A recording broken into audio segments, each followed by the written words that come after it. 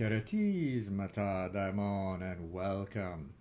Well, I took a little break here. Sometimes a moment of silence is necessary. I actually spent some time traveling abroad, visiting family and close cohorts and comrades. And sometimes you need that moment of silence or period of silence in order to allow all the material that we've received to settle in and gestate. At the end of the exhalation and the watching of breath, that there's a pause there, which is an opportunity to absorb finer materials, finer substance. And sometimes in the broader macrocosm of life, we have to take a similar sort of pause at the end of an exhalation. So, to be honest, the dropping of the book Second Awakening, which really took a lot of my energy over the last year or so, a lot of my attention went into that. So I needed a little time to sit back and think. Something I've been intending to do for a few months is respond to some of the great comments that I've been getting on YouTube in response to some of the Kundalini videos, and especially the interview with Brent Spirits, where we dove deep into a lot of these subjects. So I'm just going to look through some of these comments and read them here and then talk about them. This is from 423, who I have to say is going to be, a lot of these comments are from 423, so I thank him for his response on things and taking the time to give me that kind of feedback on it. I really appreciate that. It gives me an opportunity to reflect from a different perspective on some of the things that I've said. This was in response to D126, Kundalini, Second Awakening, man's life is like unto a mayfly. And he says, I had a change in diet. Also, my sexual proclivities changed. But this seems like if it was just the two common reasons or results of Kundalini, why is it so necessary? It's just something anyone not experiencing Kundalini could do also if they wanted to try and make a change. Is it us that undergo Kundalini have bad diet and are sex prudes or fiends? Haha. So it's a great question. And if so, I'm gonna back up on my own experience here. If the aim is just to change your diet and your sexuality or sexual proclivities,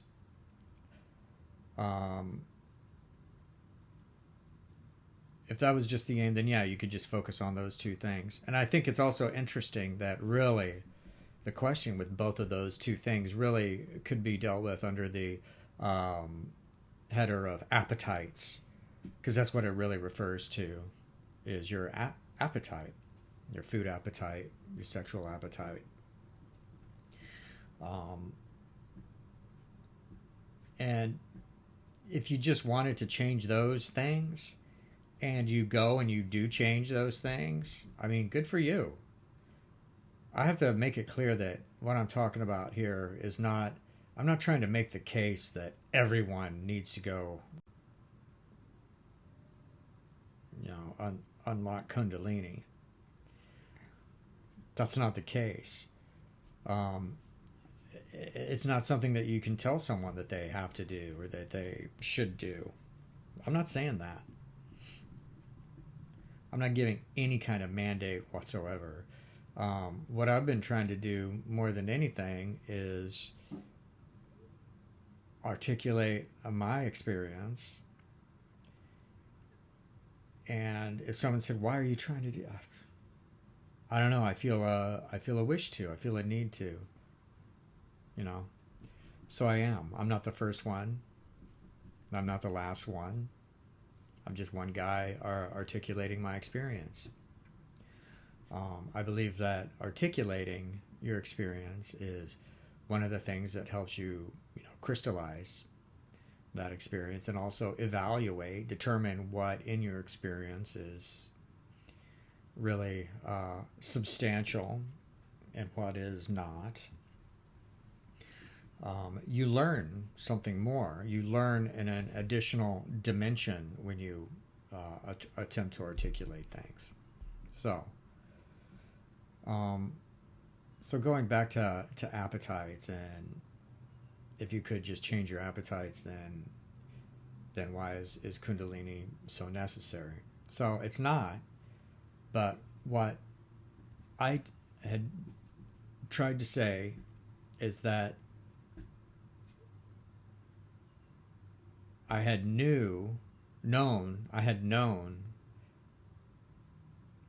wished for a change in appetite for some time and been unable to significantly change them.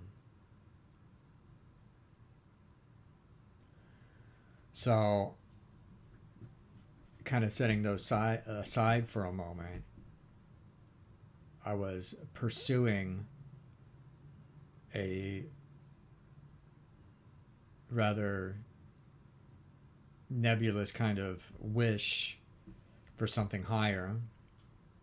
I'm not really able to tell you exactly what that something higher is.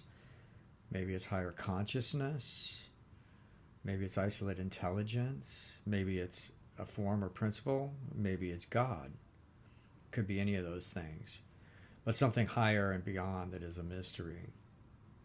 And then after having a certain experience, I find that experience has an effect on the appetites. So the change in appetites, that might be a good thing. And you might find that, this is actually making my life a little easier. It's bringing a little bit less chaos into my life, because those appetites unchecked bring in more chaos into your life. But having activated something else that then goes to work inside, that something has the tendency of moderating those appetites. And the reason, we talk about those two things is that, those are a couple of the most common things. And again, I think you could set aside those two particular things and just say appetite, because it's probably also appetite for, there's probably a bunch of other things that you could say your appetite changes for. Your appetite for loud music, your appetite for crazy intense social gatherings, your appetite for all kinds of other stuff that later on you see really was just a chaotic action that was opening the door for more chaos into your life. So thank you for that question. Really, you've helped me see that really maybe it's not just those two things. Maybe that's misleading to focus on that, because everyone people really react to that. I've found really in general react to the idea that there should be any kind of conscious moderation of one's sexual appetites. And you know what? I never even suggested that you should go right to that and do that. What the suggestion is that really to leave those things alone. And you've probably already, if you've come to the point where you're starting to really have that wish for something higher, you've probably already gone through direct moderation efforts and found them, impermanent and ineffectual or ungratifying for some reason, that would lead you to even begin looking for something higher or wishing that there was some higher kind of help. So when you get to that point, I think it's okay to just set the concern about the appetites, just set that aside. Just set it aside and don't worry about it. And rather focus on trying to affect a negation or a limitation, rather try to affect a positive action, which is the act of stillness, which goes back to the practice of golden flower meditation, like I talked about in the book Second Awakening, that you make an active effort, a positive effort towards stillness, action and non-action, as they say, and then just pursue that. Just make the effort to try and keep that up, and that other things in your life might change as a result of it. I don't know, maybe that's something that you could have faith in. Maybe faith has a role to play in that. That you don't worry about the day-to-day moderation or changing of your appetites. You just kind of let that go, and you just kind of, surrender to the fact that you just don't really know how to do that. And focus on that effort of a consistent stillness practice. All right, so that's that question. Let's see what else we have.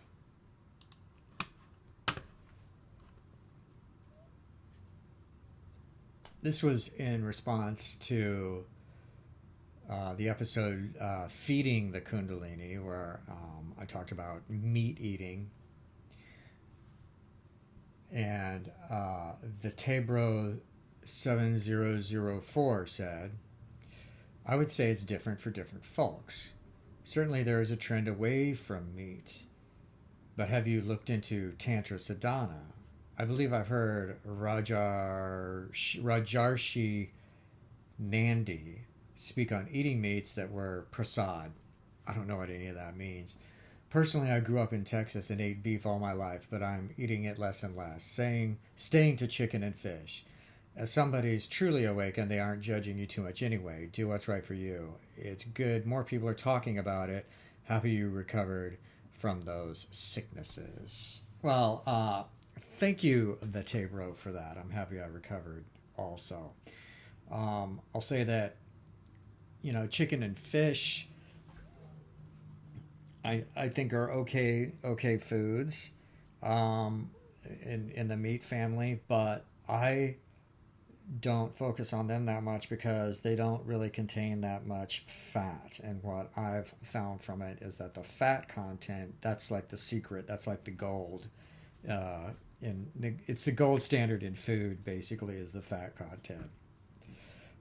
So this is why I stick with that BBB&E diet, beef, bacon, butter, and eggs, and then occasionally something outside of that scope, but I stick to that as my default. And as long as I've been doing it now, I mean, I'm great. I keep putting out the videos, so you can all let me know if it looks like my health is deteriorating. But I've been pretty consistent. I haven't been sick. My energy levels have been up, so I'm doing really good at it. But moreover, I want to say, this is another thing another statement that I've made that really has triggered a lot of people, because the conventional wisdom on anything, from the Eastern side of spiritualism, typically comes back as, as veganism is the only way, vegetarianism is the only way.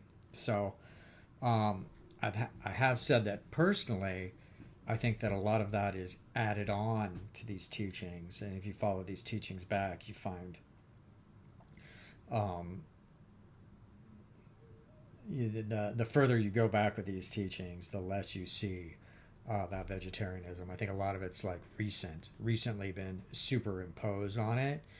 Um, but as far as like everyone needs to find their own way, I'll come back and I'll say yes, that is true. Everyone does need to find their own way, and what if I have a message that I'm trying to put out to people, it's simply that there is no moral imperative that you must be vegan.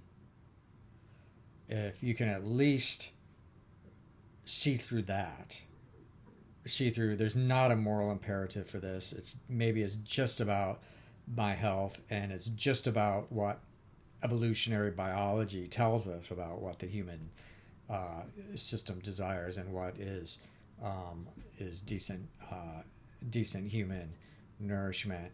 Then I think you'll be in a better system to judge it, because I mean, like Vibretto says, certainly there's a trend away from meat.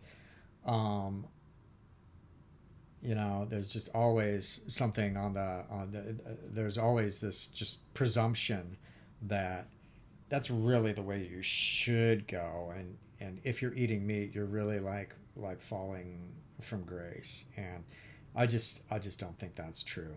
So another thing that I will add here, because in that Feeding the Kundalini episode, I really focused on the Bhagavad Gita, but I could do a whole nother episode focusing on the Bible and the New Testament, which I touch on a little bit. I believe that a lot of the information in there is representation of a older system, the system before Christianity, or Christianity before Christ, before the church came in and started superimposing, ideas upon that. But again and again, you see in those scriptures reference to eating meat. Any kind of meal that's discussed, whenever they talk about any kind of meal, like Last Supper to, Moses like sitting down with Aaron, they all talk about having meat.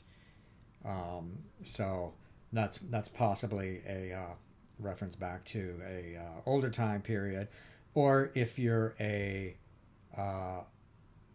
Bible hating vegan, then of course it's fine. You think meat is in there because they're evil Christians. But like I've said before, I think there's a mishmash of like information in there, and you kind of have to take things in context and look for the inspiration behind the control factors. And I don't think that there was ever a control factor to try and influence people towards eating more meat during the Dark Ages or the medieval era, whenever they were, putting the church Christianity version of everything together in the Bible. So that's that. This is in response to the episode of Brent Spirit, Bringing Kundalini Awareness. This is from at 423 again. He said, these are my experiences as well. Some things in this talk were not my experience, but a lot were so understanding. More and more of it is different for everyone. I was trying to compile perhaps a list of things that are common to the Kundalini awakening. Maybe some similarities, which is why we even have the term, but it's difficult to pin down with everyone's experience being so unique. So yeah, like when this goes back to the conversation about appetites, those are some common uh, experiences or resulting experiences from an activation. And then there's others, and I put together a list of things in that I published in my book Second Awakening, now available at Amazon. Um, but ultimately, yeah, it's like everyone is so unique. Everyone has a unique way of like going through this kind of experience. Um, and like I've said before, I tended to approach hearing other people's experiences with with a degree of skepticism, because you never know what people can say anything.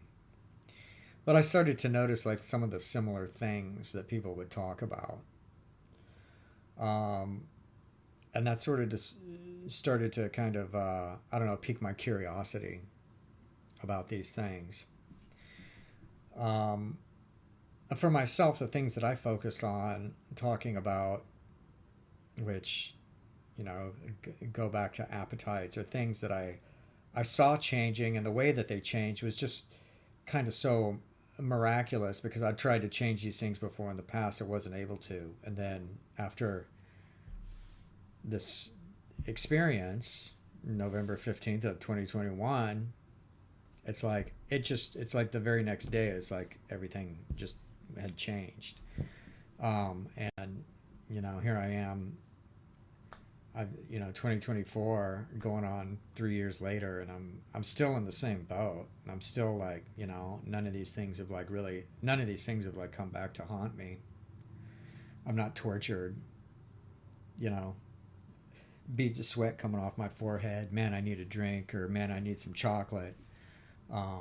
It's like the cravings like just like kind of left, and the appetite just like kind of changed. So that's the reason I talk about this. But moreover,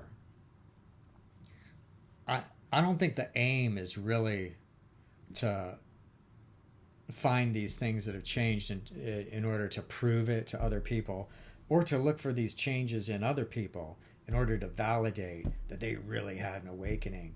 Because beyond it, what I found is that you really, really, you don't care that much. That's like not that important to me, whether other people have experienced it or not. And when I talk to other people about it, one on one, I just don't have this, oh, I wonder if they're really telling the truth about it. It's like, I don't care, because it's on them anyhow. And I've talked about this before, about the experience in relation to the question of degree systems. There's a lot of I know a lot of people in my audience follow degree systems in esoteric orders and organizations, and when you're coming from that mindset, the first thing you want to do with an experience like this is apply it to, oh, that's the result of this degree or that degree, that these things like happen. And I really think you just have to take that. I mean, if you're coming from that point of view, you really have to set that aside, or at least I did. I've set it aside. That it just, any degrees or any concept of someone else initiating, another person or organization initiating you or recognizing you into this kind of experience, is just ridiculous.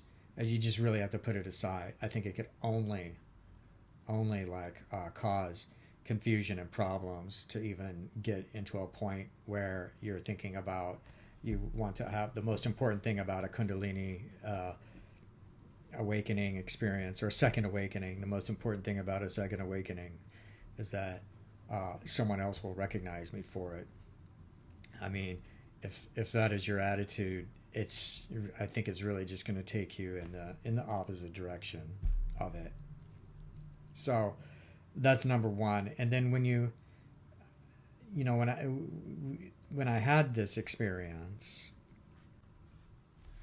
it's almost as though you realize that your best friend and companion um, is really you, or really inside you, or really a part of you. And maybe that's an aspect of the daimon, or the Fravashi.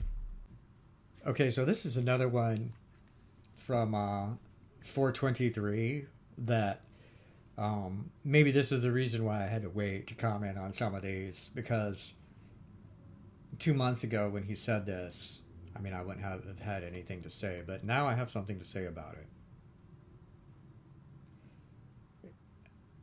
This again is in response to the Brent Spirit episode. He said, "So I have to agree. A lot of people mention the snake going up the spine, but for me, it wasn't exactly like that. So I can't say I agree with the traditional definition, but who knows exactly."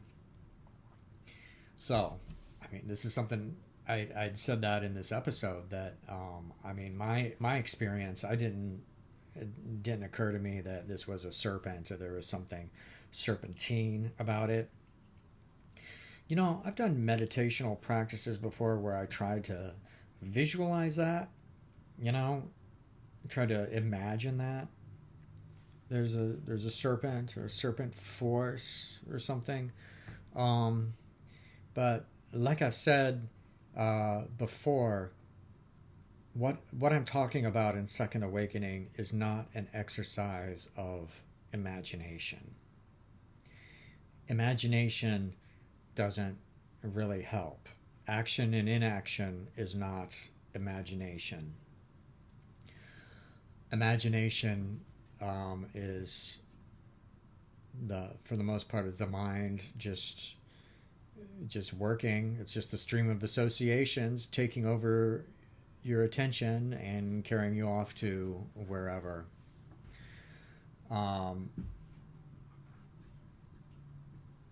But I didn't experience anything with the Kundalini, serpent force, and that's a big part of the word Kundalini comes from it's Indian, Sanskrit, Hinduism, and it has to do with it's tied in with the idea of a serpent, a mythology of serpent, or in visualizing it as a serpent.